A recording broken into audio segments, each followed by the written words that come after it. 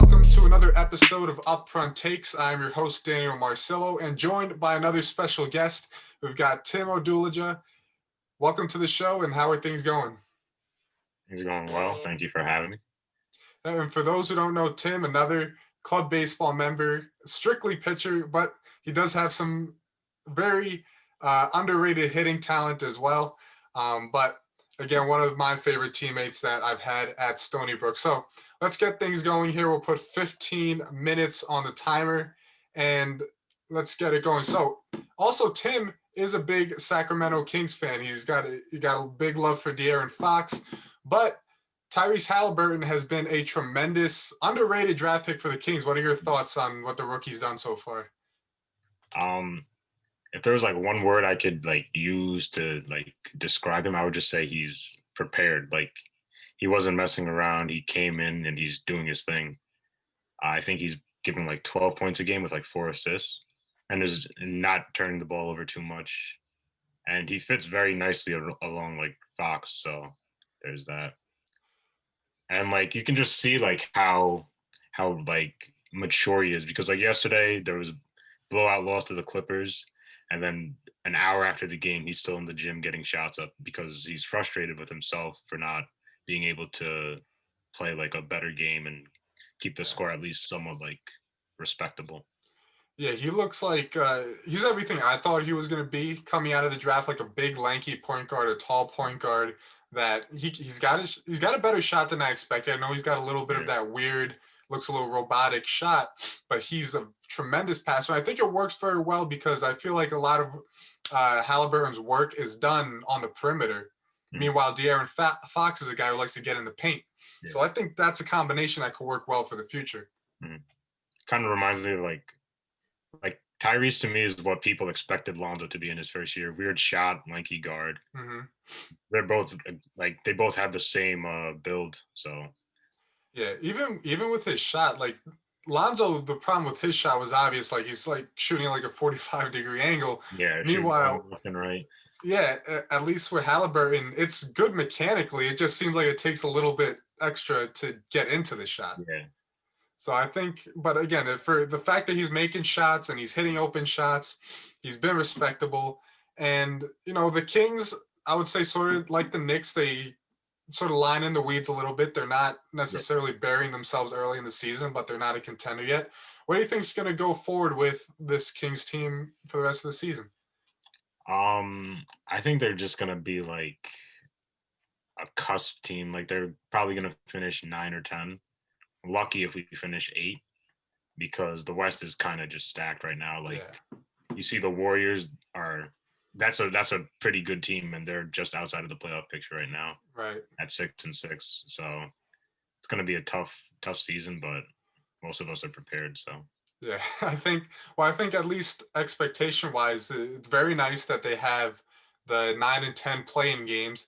So I think for the Kings, if you look at that and you say, let's get into that, let's at least give these young guys experience because that whole team, pretty much all of your core guys, have never seen any postseason action. So at least that sort of, I guess we can call it basketball's wild card game. It gives them the opportunity to get that whole playoff experience, even though they may not be in the top 8, they still get that fun experience. I think that's important to help guys like Halliburton and Fox grow as they become contenders into future seasons. yeah, for So sure. let's.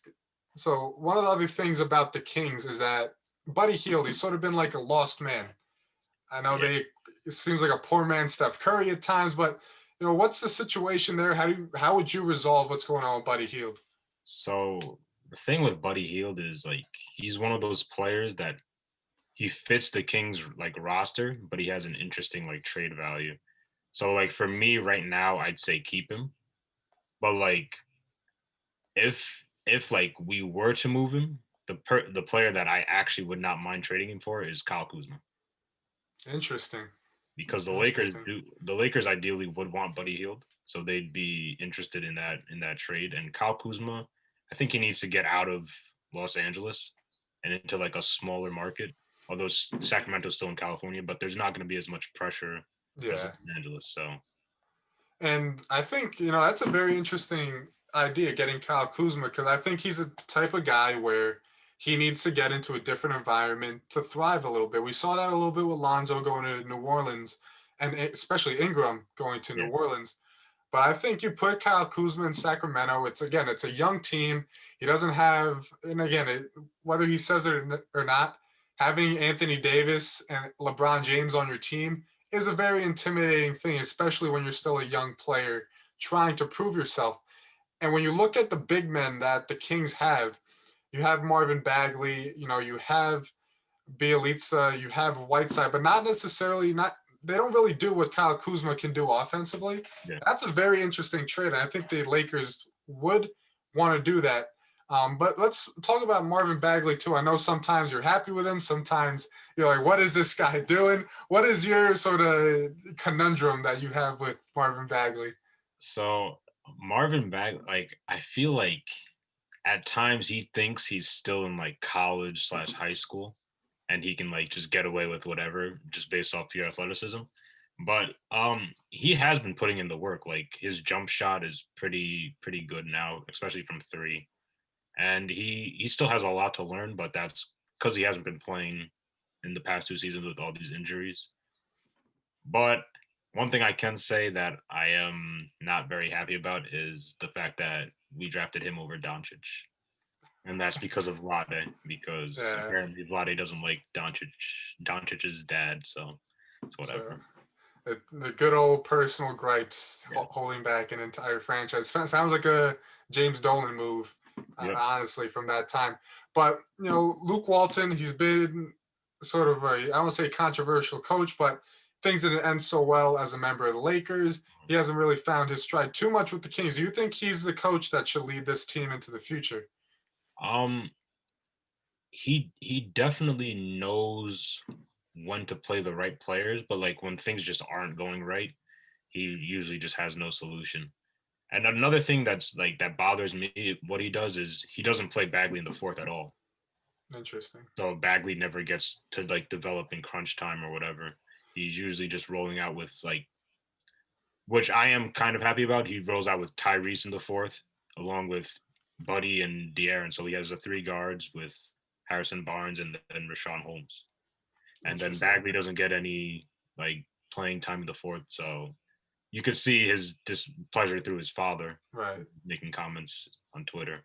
Yeah, that was another. It's never a pretty situation when the parents get involved, but it's impossible for us to talk about basketball this week without talking about James Harden. What was your initial reaction? I know as a Knicks fan, I was trying to speak this trade into existence for like 3.5, 4 months, and it finally happened. What was your initial reaction to that? My initial reaction was more of just like it wasn't why, it was just like I saw this coming. Like it wasn't something that was like surprising because as you said, you've been speaking about this for 4 months now. And basically like I'm happy for Harden that he got out of Houston, but I don't think this is necessarily going to be what he wanted because Kyrie, I don't think they'll get along well. Yeah. But then again, you never know. Kyrie's one of arguably the most unpredictable personality in the NBA. Yeah. I, So I feel like with these personalities, you're taking the locker room is a huge bottle of Coke, and you're just continuing to drop Mentos in the Coke until it finally explodes. But Harden, it's interesting because he hasn't been the number two scorer or number two option or three since he was in Oklahoma City, and that was almost an entire decade ago. yeah.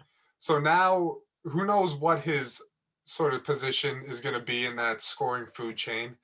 And it's going to be a little bit of an adjustment because it's not like for when LeBron had gone to play with D Wade or when LeBron and Kyrie and K Love joined up, that LeBron was already used to sort of playing with that team mentality where Harden, he's coming from dribble, dribble, dribble in Houston where even that didn't work with Chris Paul. It didn't work with Westbrook. He got Dwight Howard before too. It just didn't work.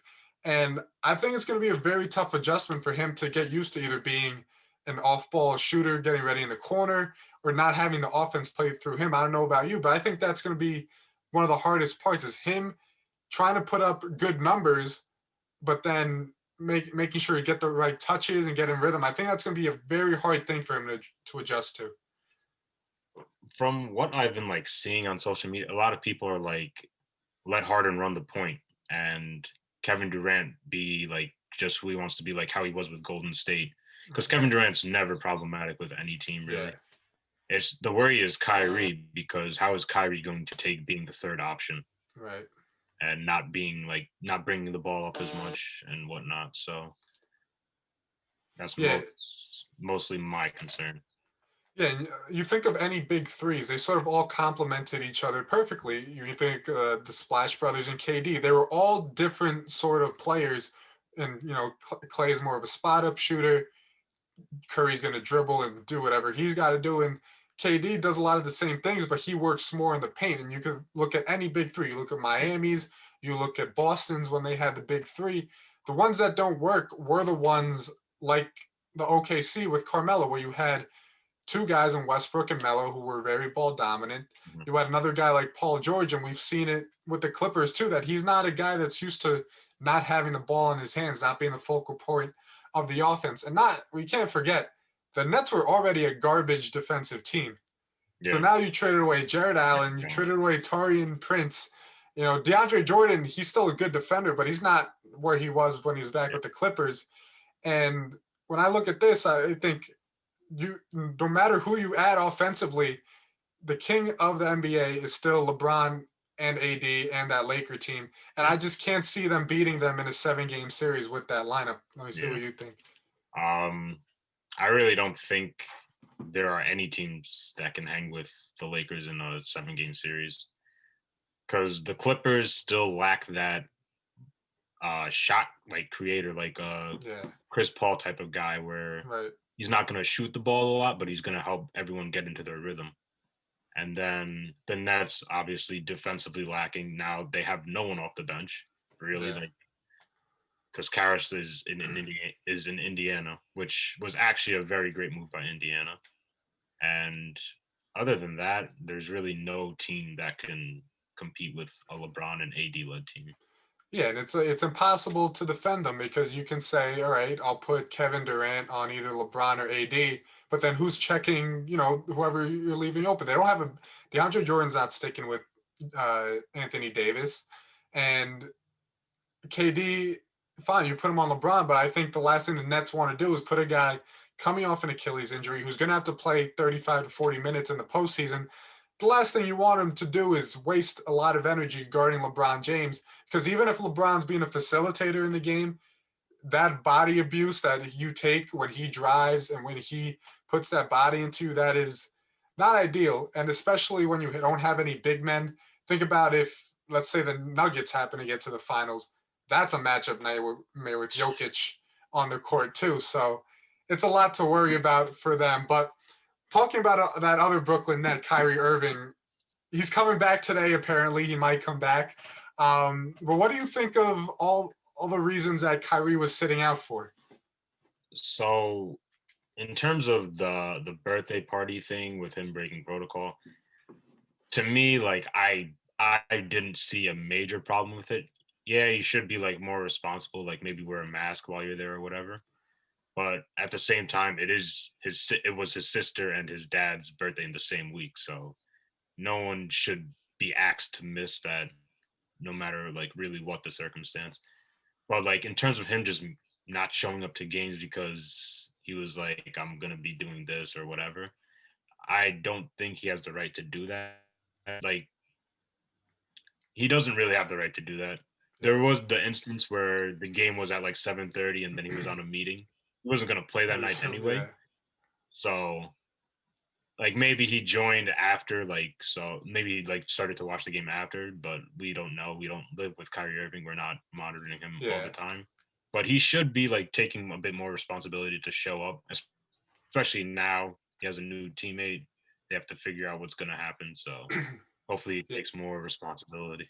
Yeah, and that new teammate is not like some 3-point shooter only they just picked up. They Yeah.